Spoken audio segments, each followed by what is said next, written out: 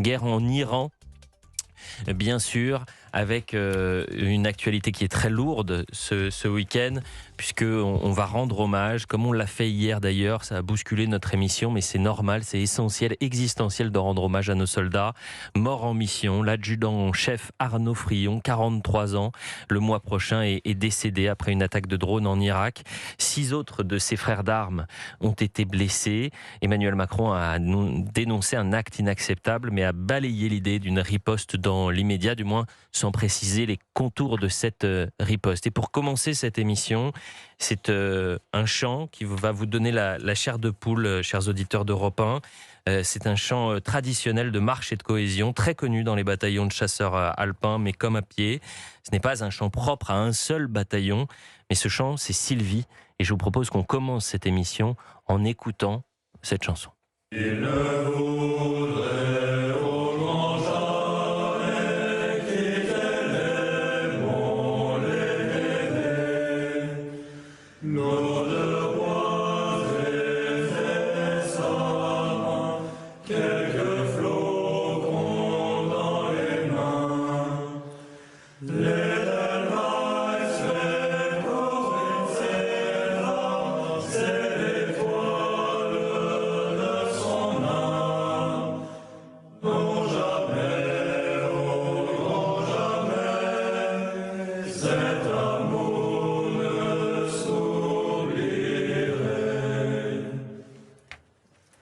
Le général Nicolas Richoux est avec nous, ancien commandant de la 7e brigade blindée. Merci d'être avec nous, mon général.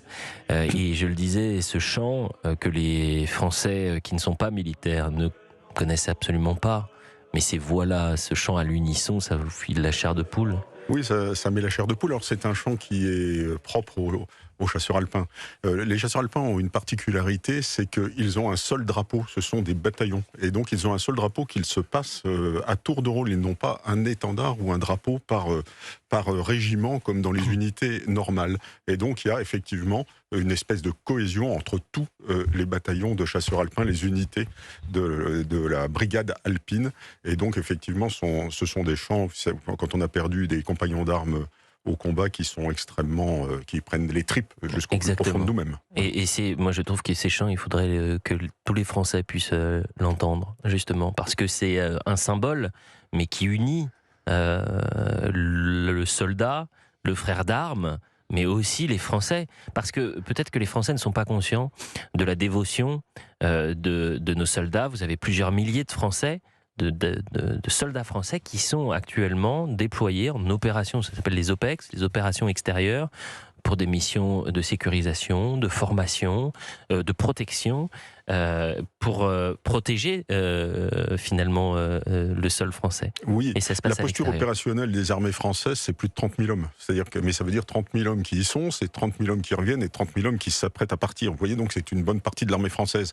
Quand vous mettez bout à bout Sentinelle, nos possessions outre-mer, nos unités en opération, c'est beaucoup de monde, effectivement, qui est en opération.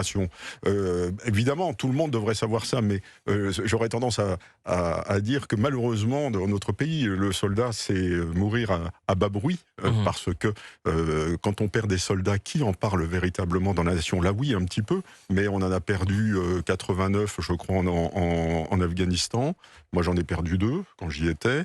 Vous avez également au Mali des soldats qui ont été perdus. Alors effectivement, il y a un plan hommage, on se rassemble sur le pont Alexandre III, mais est-ce que c'est véritablement la nation en deuil? Je crois qu'il y a malheureusement encore trop une certaine indifférence vis-à-vis de soldats professionnels, et ça intéresse moins les gens que si c'était leurs propres enfants et les appelés du contingent, vous voyez, qui étaient engagés. C'est presque à l'État, et c'est presque un devoir politique, d'associer tous les militaires à la nation française. Les Français sont attachés à leur armée, hein. Oui, attention, sûr. Les Français sont aussi patriotes, mais il n'y a pas forcément ce lien direct, sauf, vous avez évidemment le 14 juillet où on rend hommage à nos armées, mais j'en parlais tout à l'heure sur un hommage militaire rendu, comme vous dites, aux Invalides, avec toujours la même chose, ce cortège qui passe le pont Alexandre III et qui va sur l'esplanade des Invalides. Vous avez l'hommage officiel dans la cour des Invalides, mais vous avez aussi la possibilité en tant que citoyen, en tant que Français, il y a des écrans géants au niveau de l'esplanade des Invalides, donc à l'extérieur de la cour des Invalides, et d'assister à cet hommage. Oui. Et j'y étais allé non pas en tant que journaliste, j'y étais allé en tant que Français. Et je m'étais étonné à l'époque 2019, je m'étais dit c'est dommage qu'il y ait si peu de monde. Oui. Pour l'adjudant-chef Arnaud Frion, il serait peut-être judicieux, peut-être, je sais pas, on fait pas de politique, hein, c'est pas la question, et surtout en période de silence électoral. Mais pourquoi pas la présidente de la région Île-de-France dise, bah vous savez quoi, les élèves, ils vont tous y aller. Il y aura des milliers de Français la semaine prochaine pour rendre hommage à l'adjudant-chef Arnaud Frion. Et Oui. c'est une possibilité, c'est pas non Oui, plus ça- quelque ça- chose ça pourrait se d'exceptionnel à faire. Alors le lien avec la nation existe quand même, parce qu'on voit bien qu'il y a, je crois que c'est au moins 85-87% des Français qui apprécient leur armée, donc ça c'est vrai. Bien Mais sûr. comme vous dites, quand on est, moi sur plan Alexandre III, j'y suis allé, j'ai été aussi gouverneur, pas gouverneur, mais chef de cabinet du gouverneur militaire de Paris. J'ai fait des plans hommages, j'en ai préparé, donc sur le pont Alexandre III, dans la cour des Invalides, on accompagnait les familles voir leur corps à la morgue carrément, donc c'était des choses qui étaient quand même assez lourdes, et donc ça c'est fait, je veux dire, le pouvoir politique, je crois aujourd'hui, quelle que soit la couleur, est très impliqué dans cette affaire-là, c'est qu'il faut connecter absolument son armée à la nation. Mais quelquefois, je vois, vous dites, il n'y avait pas énormément de monde. Trop Moi, peu. je sens encore parfois une certaine indifférence. Quand j'ai perdu des soldats en Afghanistan, c'était il y a longtemps, il y a une vingtaine d'années, je me souviens pas que ça ait déclenché des émeutes en France et puis des réactions émotionnelles considérables. Donc, effectivement, il y a encore un travail de mémoire qui est absolument considérable pour tous ces gens qui passent des mois en OPEX, qui parfois reviennent dans leur chair, marqués dans leur chair. Parce que moi, quand j'ai commandé ma brigade, je peux vous dire, j'allais voir les blessés au Mali, etc., qui revenaient du Mali, de mes régiments.